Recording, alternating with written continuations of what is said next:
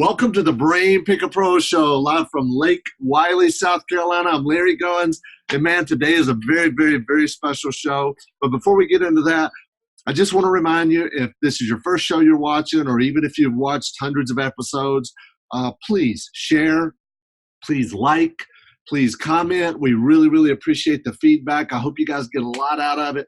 I try to bring you the best of the rest, right? I mean, there's a ton of people out there talking about real estate. You know, some are doers, some are talkers, right?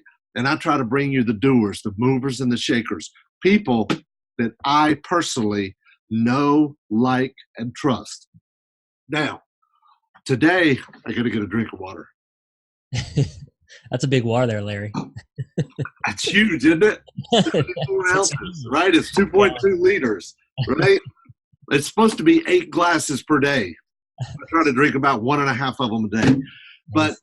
But guys, I'm really, really excited because today I have a good friend of mine. We're a fellow mastermind members. This guy's a mover and a shaker. He's doing probably twice the amount of deals that I'm doing.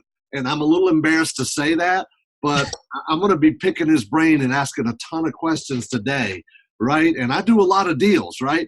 But this guy is crushing it. Right? So please give a warm welcome to Brett Snodgrass. What's going on, buddy? Hey, Larry. Thank you so much for having me a guest on your show. Super excited. And if you guys don't know, check out our website, episode 45, and you're going to see yours truly, Larry Goins. That was about 100 episodes ago, but I know a lot's changed since then. But check that out on the Simple Wholesaling website there, 45. That's really cool. That's really cool. Now, you've got a really cool, a really unique business model. I've picked your brain about it.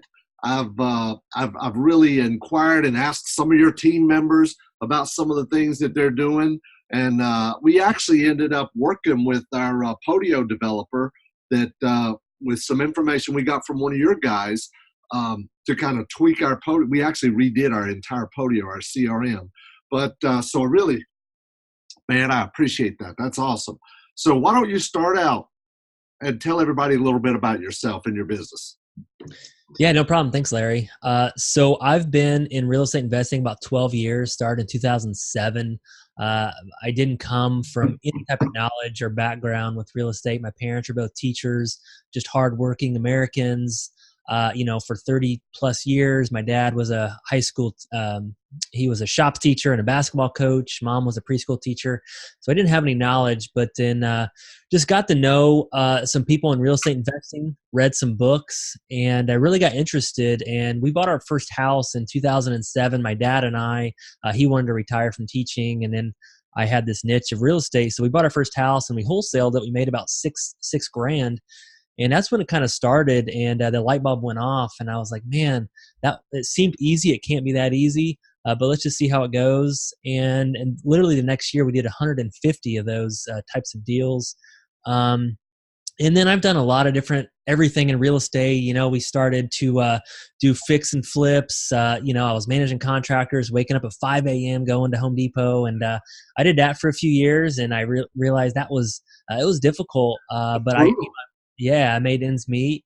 I've done a lot of seller financing. I know, Larry, you talk a lot about that.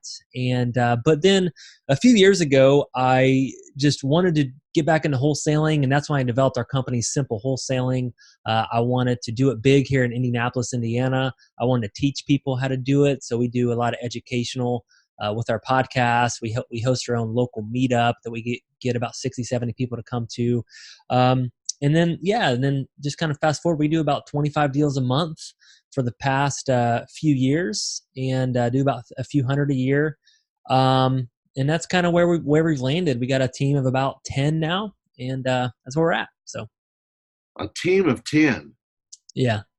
That's huge, man. Would you mind running through a little bit about, just give us a little overview about your team? You know, I got 3 people doing this, 2 people doing this. We got 1 person doing that. And give us a little overview, and not quite the 30,000, maybe the 15,000 view.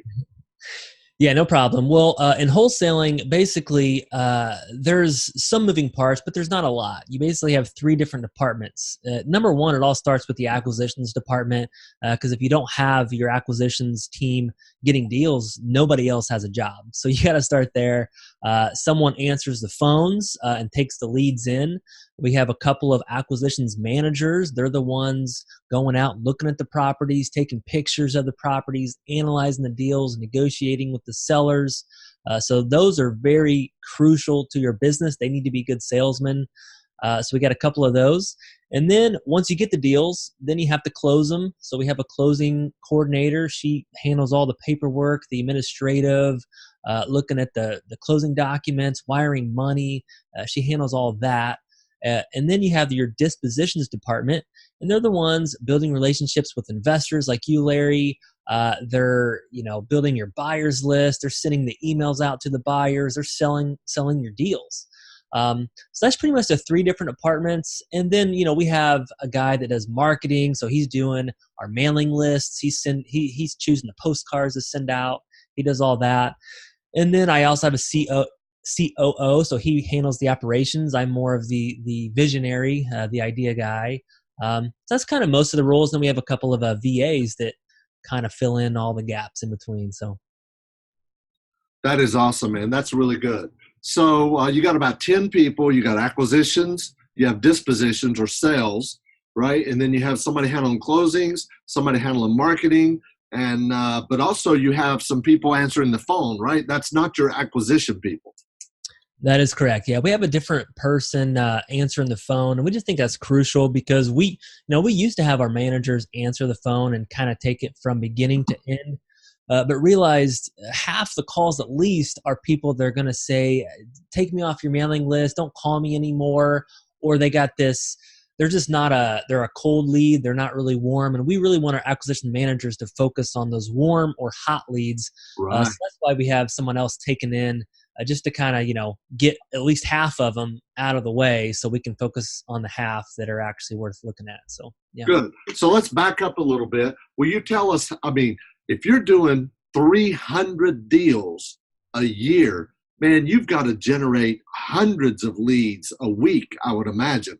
Tell us a little bit about how you generate your seller leads. Because, I used to teach and preach HUD houses, MLS. But even I had to start doing direct mail, almost a year ago, right? To keep up because I could only go so far going wide. So we're doing direct mail and some other stuff as well. So I want to hear what you're doing to generate seller leads to do 25 deals a month. Yeah, well, it's we're not anything different than a lot of other people. I feel like as the market shifts and the market tightens, we're all looking for different ways for marketing, and there's so many different things that you can do out there. But we do direct mail. That's pretty much our number one still. So we're sending out 25, 30,000 letters per month. We also do the Google AdWords, PPC, where we have a company we're paying to be number one on Google's site when people type in "we buy houses" or Indianapolis. That's where we pop up.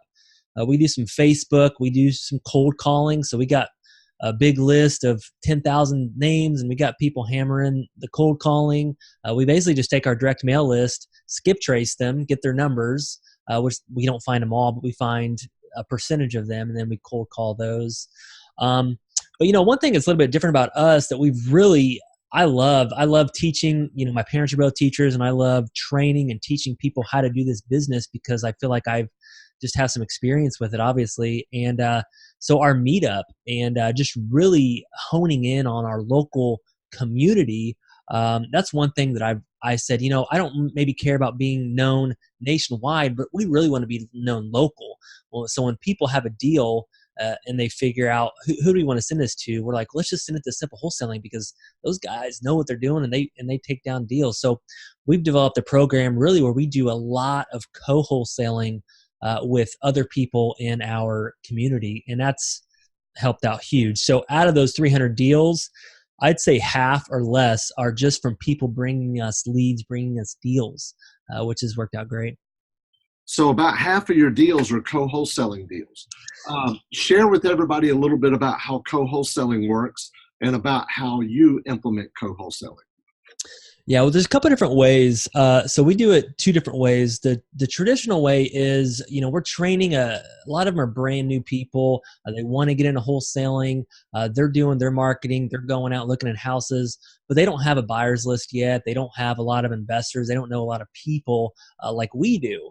So Right. they'll find a deal. They'll send it to us. We'll analyze it for them. We'll say, hey, I think we need to be here. They're the ones negotiating with the seller, getting an under purchase agreement. And basically, they just assign it to us for $0 a lot of times, and then we sell the deal, and we typically give them a percentage of the profit. That's the other way. But we also have other resources where we buy deals. We actually take them down. And some wholesalers, they want their fee right now. They don't want to wait for us to sell it, right? So sometimes they'll say, hey, I have this deal. Instead of splitting a percentage of the profit, why don't we just assign it to you for $2,000 and we'll just get out of your way? And that we do that as well. So we do it both ways. Oh, that's cool, man. That is good. That is good.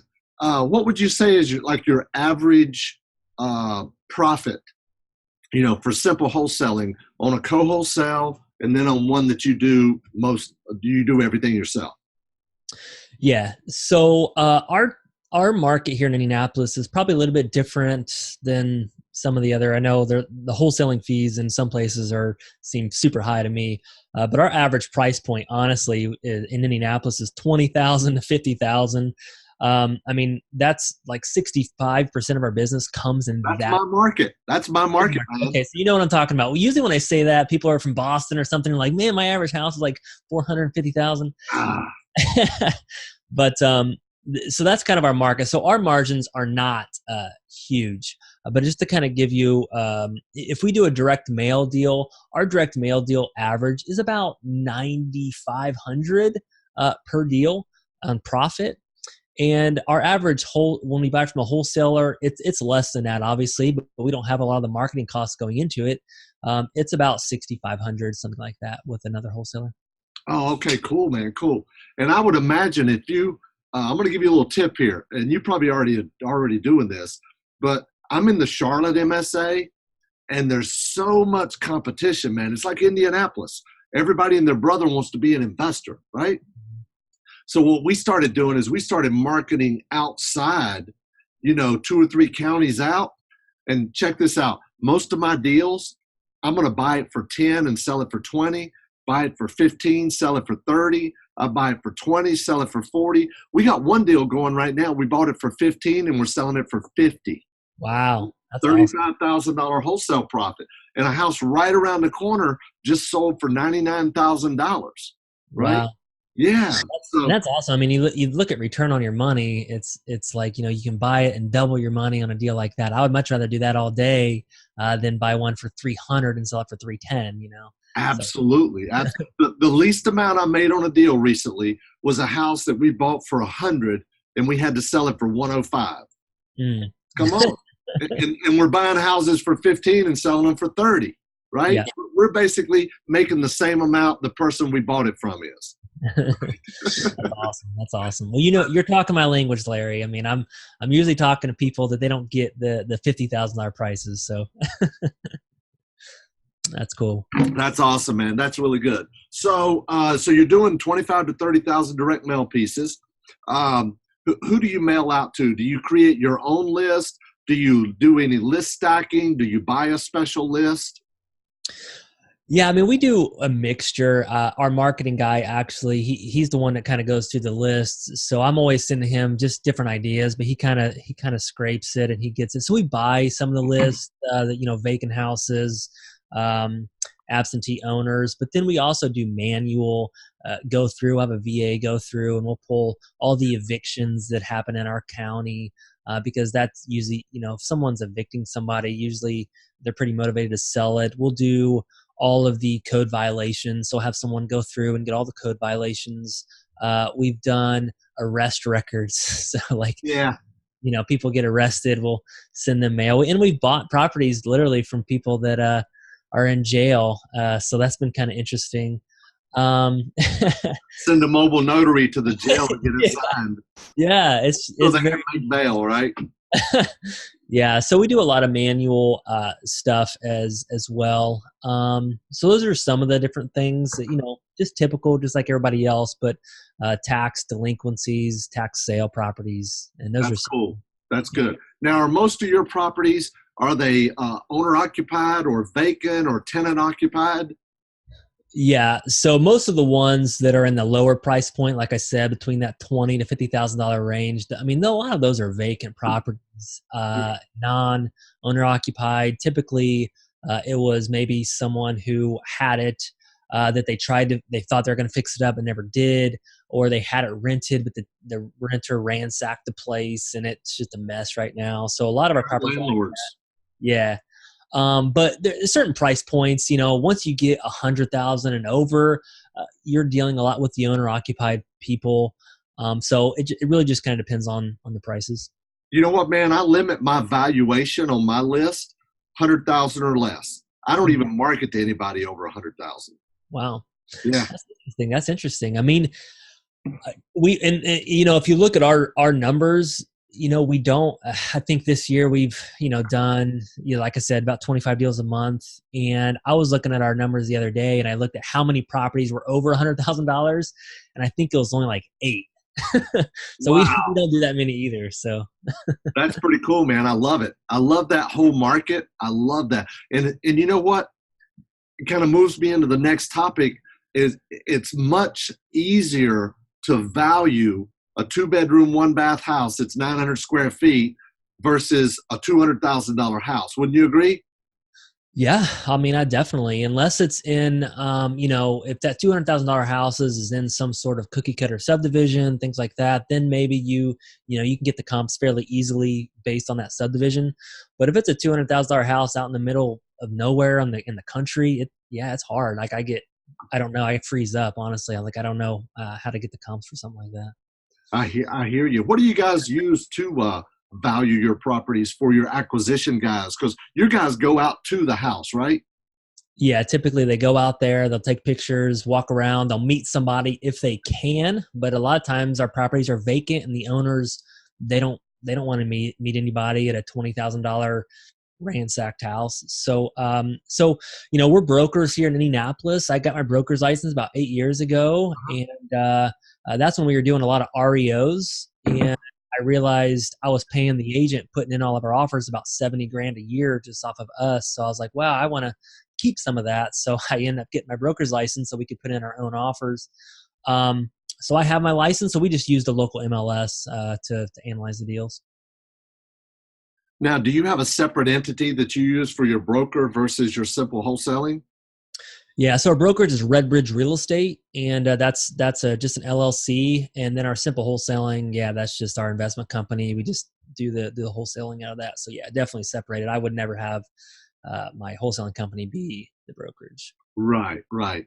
Yeah. Do you run into any problems with, other agents and brokers and stuff wanting to give you a hard time about you're trying to sell a property you don't own? Um, Sometimes, but we have a pretty decent reputation, so they know we're kind of on the up, and we're not trying to hide anything. And so I haven't had a lot of pushback. We've had some agents, call us or call their real estate commission because they got a letter in the mail, and then we didn't maybe put our brokerage on there. So we asked the real estate commission, well, what do we do? And they said, hey, put real small at the bottom of the postcard, your brokerage name, and that's it. And so we started doing that, and we haven't had any issues in the last couple of years.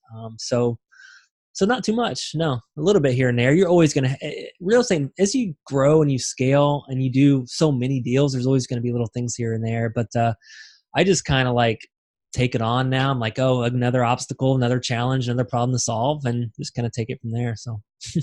So, Brett, you help a lot of people get started in your own local market, right? And I know there's some people watching this that's in Indianapolis.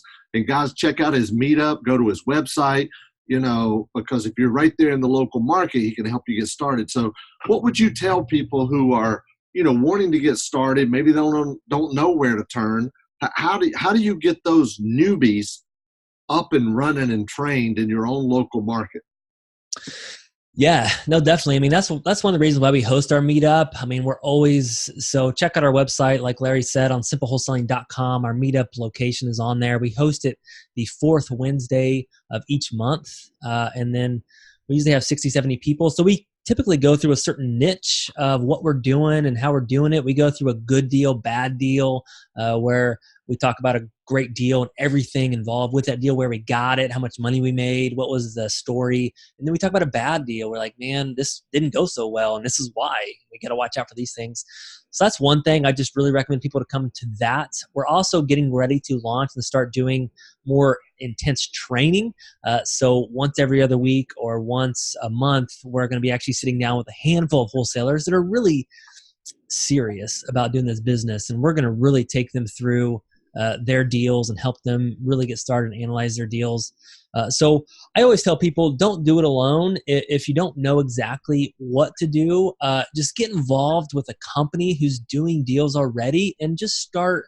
Maybe there's a position open. You can start working with them. Maybe you can just do some free stuff for them. Go hang out some signs or door hangers or knock on doors.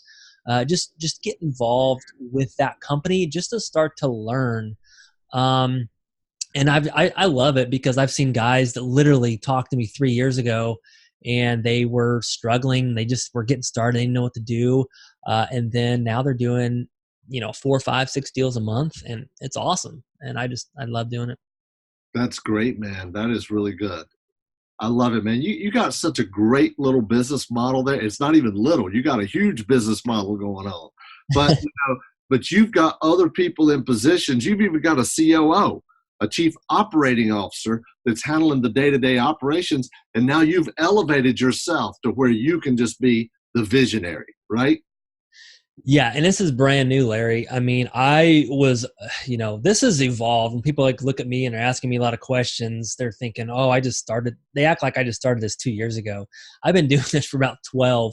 The first 7, I was a one-man band. Me and my dad, we were doing deals. We were looking at all the houses. We were cleaning out the houses. We were selling them. Everything, right? So that was the first 7 years of my life, and then we started this business, and it has scaled up. And I was leading everything until January 1st of 2019. This year, that's when I brought in a guy who he was already working with us. His name's Brian Snyder, and he was our dispositions manager, and he was a great leader, and he was a teacher before, and he talked the talk, and he's great at systems and processes. So he took over that. And we're still in this transition because I've never been the visionary. I've never been this CEO role. He's never been in the COO role. So it's like we're trying to get through it, and we're doing a really good job. But it's like peeling back the onion. Like, what exactly do I do? What do you do? So we're actually training that with that just to figure out what that looks like. But this is exactly what I wanted. I've put that vision out there, and I said, man, I just want a business that I can run when I want to, but I just don't have to be in it, because sometimes there's certain things that are really important that I don't have to be in the day to day, and I'm still getting through all that. But that's the direction that we're going, so it's pretty cool. That's really good, man. I love it. I love it. So explain a little bit about visionary, and do you base your business on EOS? Yeah, we run EOS. We have a coach, Gary Harper, out of Northwest Indiana. Oh, man, I love Gary. He's awesome. Yeah. He's awesome. I've spent a lot of time with Gary. Share a little bit about EOS and what Visionary Integrator is, you and your COO, a little bit about that.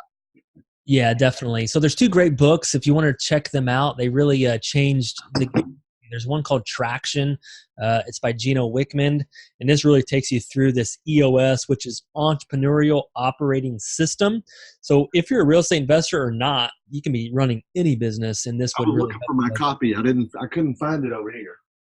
Yeah, no problem. So he wrote that book, but then he wrote another book called Rocket Fuel, and me and my COO are reading that one, and that's really about the relationship between a visionary and an integrator. So my role, honestly, is I'm an idea guy. I'm a relationship guy. I love being in front of people. I love the stage. I love talking and inspiring people. That's just what I like doing, and I love doing. That's what energizes me. Being on podcasts like this, Larry, and that's just really cool to me. And then the integrator, they maybe like some of that stuff, but really they love processes. They love putting process maps and, writing all these circles and who reports to who and putting these systems into place and running the operations of the company. So they take my ideas and he puts them into the business, because I have a really difficult time doing that. I might have this great idea, but I don't want to sit down and write out 3 pages of exactly how to do it and all that. And that's where he comes in. So it's a great relationship to have, and that's kind of it in a nutshell. But we're trying to get through it because my team always reported to me. I was always the guy. They would ask me questions. They would come to me if they had a problem. And now it's like, now I'm trying to wean off on that. So they go to him now. And that's been kind of like, who do you report to? And it's been kind of it's just a balancing act, basically. That's pretty cool, man. So also, if unless something's changed, or maybe I didn't have the right perception about this, but you run your entire business virtually, don't you? Well, I actually live about a couple hours away from my market. Personal family reasons, I moved out of my market in Indianapolis, 2 hours north, and I live in a town called Fort Wayne, Indiana. And so, but the rest of the team, they're in Indianapolis. So I guess, yes, I do run virtually. I typically with my team once every other week. I do drive down and we have our meeting once every other week that we all get together. But other than that, yeah, it's through Zoom, it's through Skype, phone calls, and all that. So the cool thing is I haven't looked at a house in a really long time, which is, if I have to go look at a house, I get a little bit weird about it. I'm like, I don't know what to even do, which is really neat. That's funny, man. But your entire team is virtual as well, right? Everybody works in the market, but they don't come to a central office every day, do they? Or do they? That is correct. Yes, you are correct. So they all live in Indy, but I just we do have like an office where we get together for our L10 meetings, our weekly scorecard meetings. But my sales guys, I want them in the field. I don't want them to an office. Our lead manager, she lives in Texas. She doesn't even live in Indy, so she's taking the calls from Texas. We have a couple of VAs from the Philippines. So I got a couple of guys. My COO, he typically goes to the office, but we just kind of run it all. But I think it's really cool because we have just different systems set up in our business that this technology these days, you don't have to have an office. Look at all the brick and mortar offices. I just see it going away. You don't have to have that anymore. There's other ways that you can do to keep a thumb on your business and keep a tab on people with their accountability, because that's the biggest thing. You want them to be accountable, and people think if they're not sitting there, what are they going to do? Well, there's other ways you can set up in your business to keep them accountable. That's having a scorecard, making sure they're meeting their metrics each week. We have a Google Sheet document that everybody puts exactly the top 6 things they're going to do in their business each day. So I can look on that and see what everybody's doing. And if they didn't do that, then so we have some of those accountability metrics in place, which takes away, you don't have to have the office, basically, Larry. That's great, man. I love it. So Brett, what are you working on now? What's next for you?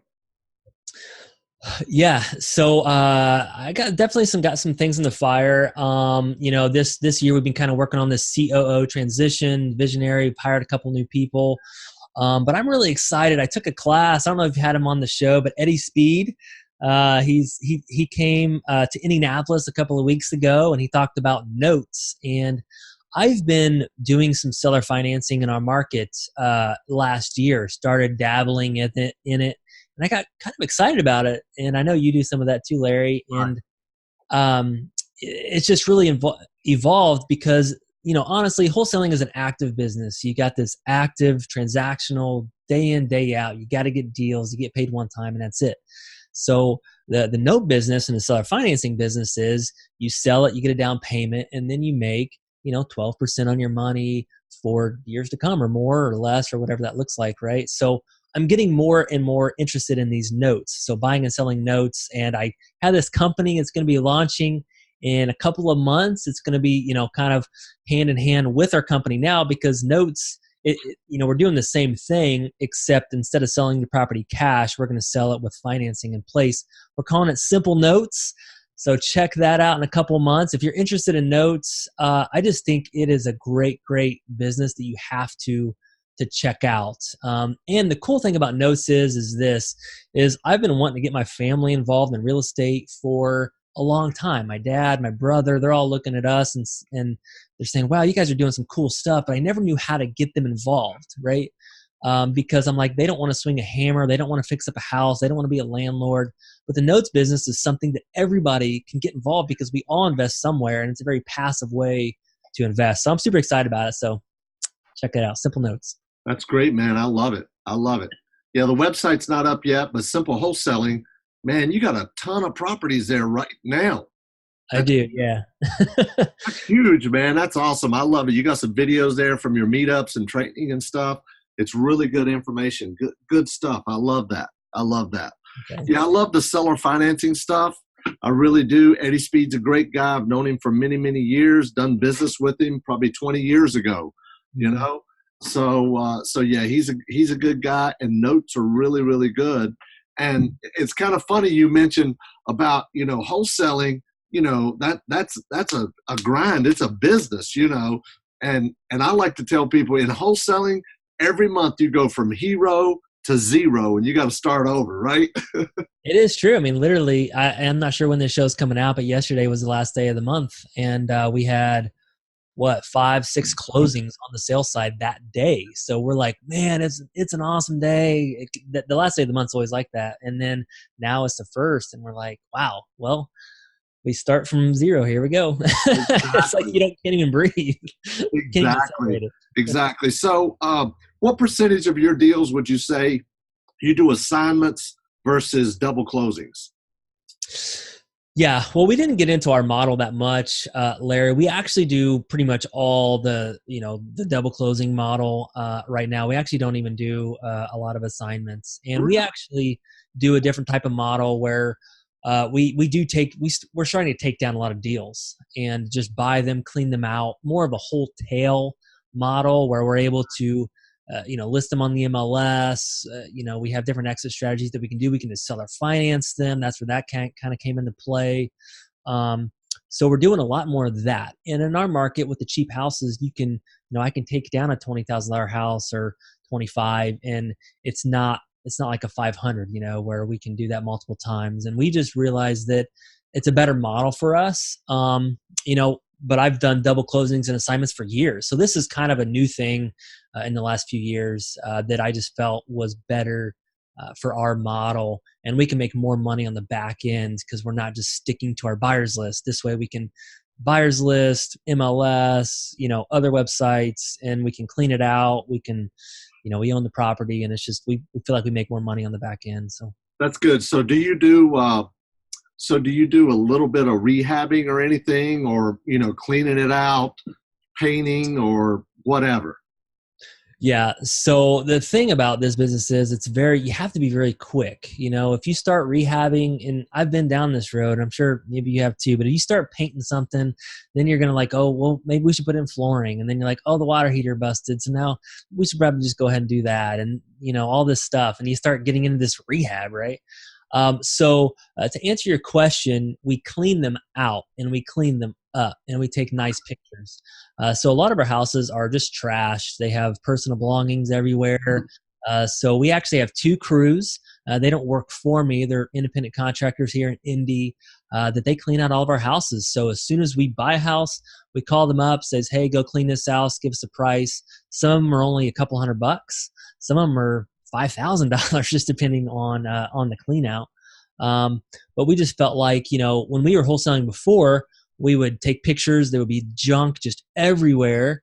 And we felt, again, that if we can clean them up, make them look a little bit better, that they're just more desirable rather than someone just trying to look through all the junk, right? So that's what we do. We buy it, we clean it out, and then we list it, sell it. That's good, man. And you found that you increase your value by being able to do that, don't you? Or the sale price.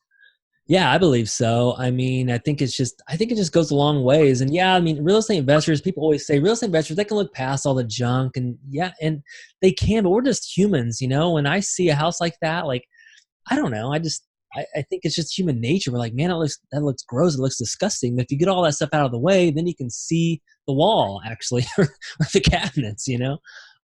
So we just started doing that. I think it's gone a long way. I think it's improved our business. And again, like we want to put our best foot forward, and we don't want to put out a crappy product. And I feel like if we put a house out there with just junk everywhere, it's like, man, like that's not the best product we can put out. We could probably do a little bit better than that. And that's when we started doing this. So if you don't mind me asking, and I know it's got to justify, because if you could assign a deal and make $7,500, but if you could clean it out and put it on the MLS and sell it for 10 grand, it's really not much difference. You know what I mean? Because you got real estate commission, closing costs twice on the buy and the sell. And if you use private money, you got that cost, and then you got the cost to clean it out. So how much more do you see that you're able to increase the sell price by doing that? I mean, honestly, I'd really have to like dig into the data. I haven't like analyzed. I know our profits are going up, and that's a great thing. But I feel like that one of the big reasons why we wanted, as you talked about, Larry, it's so competitive out there. We wanted to put out something different than everybody else. So when someone gets something from us, they know it's cleaned out, they know the pictures are good, they know they don't have to worry about any of that stuff, and it's just a little bit different than the normal person. So I definitely know we make a lot more money on some of our deals, and sometimes it's not worth it, and we kind of have to make that call. But it was more of like an all or nothing. Like, let's put out a great product every time and not pick and choose. Because it all just boils down to the system. Right? Like, I don't want to have to answer questions like, should we clean this one out? Should we assign it? Let's just do the same thing across the board. And that's just kind of what we decided to do. So now it's a system. So now everybody knows on a team, we close it. This is exactly what we're going to do through the system, rather than making decisions in the middle of it. What should we do? Right? So that's what we just decided. It's funny you mentioned that, because you're not the first person or the only person out there doing that. I know 3 or 4 other guys that have scaled businesses that are doing that exact same thing. We pick and choose, right? Mm-hmm. We pick and choose. We don't list every property. We don't clean out every property. We assign a good bit of them. A lot of times, whether or not we double close or assign is going to depend on our buyer and seller, right? Mm-hmm. And I, just to backtrack, we do assign contracts sometimes. There's actually a specific deal. This guy wanted a certain amount of money for it, and I wasn't typically comfortable paying that for that particular property.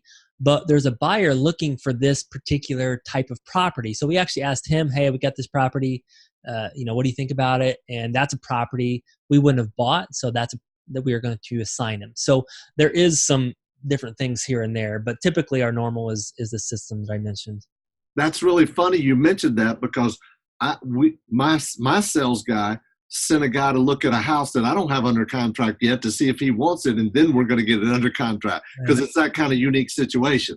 Yeah, definitely. If you got those buyers, it's like, they tell you what they're looking for, and then you have options. Like we just met this one company, and they're looking for type A properties, cookie cutter, 100,000 or more, rents $1,300 a month, $1,400, and they're typically properties that we're not going to take down. So if we build that relationship with them, then yes, we're going to assign those properties to them. So when I take them down, like, it has to be, so the disadvantage of it has to be a pretty good deal, because I'm putting my money where my mouth is, right? But there's other situations where like if you have a few relationships that you can assign the contracts. That's really good. That's good. Good. So, Brett, is there anything else that you'd like to share? We've gone through a lot, and I feel like I've just been slamming you with questions the whole time. Rapid fire round. But it's good stuff, man. I love it. It's great information. What would you like to share? I mean, I think that if you're going to get into real estate investing at all, there's so many different aspects for it. So what was the biggest thing for me was just focusing on one thing and doing it well. So that's what I did a few years ago. I feel like that's when I've been able to scale the business. I've had so many opportunities, people throwing at me on all these different wavelengths, of self-storage units to apartment buildings to, a bunch of different things that would have property management that would have taken me a whole different direction and would have taken my just distracted me from the business. But I said, no, like we're just going to do this. We're going to do it really well. And that's how we've been able to scale. So I think just pick one thing, focus on it well. If you do diversify, which we are doing with notes, but we feel like that goes a little bit hand in hand with our business model. Like if I want to get a phone call person, someone answering the phone and do direct mail for people who own notes, it's the same process. We already got the system lined up. If we want to sell our finance deals, it's the same. We're just, instead of selling it cash, we're selling it with financing. So it goes hand in hand with our business. But if I would have said, hey, let's open up a property management company, it's just different. It's totally different. So if you're going to do something different, do something that you already have the structure kind of in place. Well, that's what we do. That's really good. That's really good, man. I love it. It's kind of like the book, The One Thing, right? There you go. Yep. Gary Keller. That's good. That's exactly right. That's exactly right. Good. So who is your buyer? Who's your buyer? In other words, are you selling mostly to landlords, fix and flippers, or rehabbers? Or are they just, people who want a good deal on a house and they're going to buy it, pay cash, and fix it up and move into it? Yeah, so Indianapolis is a very amazing cash flow city. So we get a lot of people from all over the nation, all over the world, honestly, coming to Indianapolis and buying properties for cash flow. You can buy a property here all in, $50,000, $60,000, rent it out for $700, $800 a month. You can get that deal if you want, or you can buy a cookie cutter house for $120,000 and rent it out for $1,200 a month. Just depends on what percentage you're kind of looking for. So it's a great cash flow city. So 70% of our deals probably are to landlords and investors that are looking for that cash flow. 30% are the flippers, who we have a lot of hot spots in Indianapolis that, the urban historical areas, that sort of downtown, they're like, they used to sell for 30, now they're selling for 300 types of areas. So there's some great flip opportunities here as well. So both, I think, not very seldom do we sell to someone going to live in a house, unless it's, a seller financing type of deal. And then we're going through, a loan origination, things like that, just to make sure they're qualified. But yeah, that's kind of what we do. It's funny you mentioned that, because the vast majority of my buyers are landlords. Okay. Mm-hmm. And the rest of them, except probably maybe 2%, right, are people who are going to buy it, fix it up, and live in it, or the parents of somebody who's going to buy it and fix it up and live in it. Because we get a lot of parents or grandparents that will buy a house right down the street from their child or grandchild and buy it for them, and then they fix it up all together as a family, and one of them moves in it. That's awesome. You don't sell to any flippers primarily? Most of my houses, most fix and flips, you need an ARV over 100,000, right? Yeah. Because most of those are going to be, if somebody's buying a house for $50,000, banks aren't going to loan on it, and they probably don't have the credit to be able to qualify, right? Yeah. So if I was seller financing it or doing lease options, yeah, that's good. But most of our properties, our average sell price is 30 to 40,000. Gotcha. See, in Indy, there's some hot spots. A lot of our flips are kind of in that hot spot, urban, towards downtown. So, the ARV on those are honestly about 250,000 now, and we can typically sell those for 70,000, some 80,000. But they're big rehabs, so it takes a really experienced person. They're going to be putting in 80 grand, 90 grand into this place, but they can make a lot of money. But it's a big project, so a lot of our flips are like that. Absolutely. That's good, man. That's good. Now you said you take down a lot of your deals now and put them on the MLS. How are you funding those, if you don't mind me asking? Yeah. So since I've been doing it for 12 years, I have a lot of my own resources. I've lived a pretty simple life, so I'm constantly, putting my money back into the business and funding it that way. But I can't do that, with how many properties that we're doing. So I've been very fortunate just by doing the podcast. And if anybody out there is looking for opportunities to make a very, very passive, hands-off, return on their money, we use private lenders. So I have not a lot. I got about 10 or 12 guys that have heard me on the podcast or just at our meetups or our local networking events. And they'll say, hey, I have $100,000, 250, whatever it is. And I'm looking to invest. I don't want to swing a hammer. I don't want to flip. I don't want to put it in the stock market. I'd rather just put it in, a steady return. It's, so we'll do a note and a mortgage on the house, and private lenders. That's a great way to go. I tell you, if I was in that position and I had some extra money, I would lend to companies like me or you, Larry, all the time. It's so much better of a return than the roller coaster ride of the stock market or any of that. So I would just highly recommend it. That's so true. That's the difference between that business and investment, right? Yeah. Real estate is a business, buy, sell, and investment being passive as well. Yeah. That's really good. That's really good. And it sounds like it's short-term money as well, because you're buying it and you might only hold it, I don't know what your average hold time is, but you maybe 30 or 60 days, I'm guessing. Yeah. So just to kind of put it in a nutshell, I got some people that they want to do more long-term. They want to put their money in for a few years, and we'll do more of a business loan on something like that. But then I have other guys, they want it secured by the house. And then, that's short-term. It's based on the sale of the property. So most of the time we're selling that within 30 to 60 days, and they're getting their money back. So it's great for people that don't want their money tied in, like apartment syndications. That could be good money, but they might be in that thing for 3 years, 4 years. So this is a great thing that if you're in between kind of what you want to do, hey, I'm going to put in 50 grand for, 45, 60 days. It's a great model for that. That's awesome, man. That's really cool. So, man, this has been a very long podcast, but it's been great stuff. I really appreciate it. Thanks, Larry. Oh, yeah, man. Great content, great information. And guys, please go check out Simple Wholesaling. His email address is literally right there behind him, so reach out to him if you want to, But yeah, and I'll just put a plug in for that. It's just real quick, if you're interested in Indianapolis, check out our website, simplewholesaling.com. We also have our podcast, the Simple Wholesaling Podcast with Brian and I.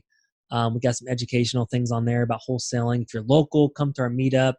It's fourth Wednesday of the month. My email is Brett, BRETT, at simplewholesaling.com, or private lending, whatever you guys want to know. And then in the future, if you're interested in notes, I know I'm not maybe the most qualified guy to talk about that because I'm kind of new too, but Simple Notes is coming, and we'll have that up in a few months here. So sweet, man. That sounds good. Is there anything else you'd like to share? I don't think so. Just I really appreciate you, Larry. I know, you, like I said, you were on our podcast, episode 45. I think you're coming up again. We're going to have you just to kind of pick your brain again because you got so much knowledge to share. But just really appreciate you and everything that you're doing and your education platform. And it's just awesome. It's awesome to know people like you. Thanks, man. I appreciate you saying that. And you're a mover and a shaker, and you got it going on, man. So I've learned a lot today. I've got a full page of notes here. Right. So it's really good stuff, man. I appreciate you sharing. That's awesome. Awesome. Well, thanks, Larry. Appreciate it.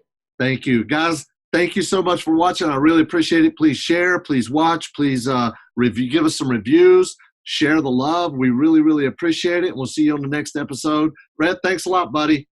All right. Thanks, guys.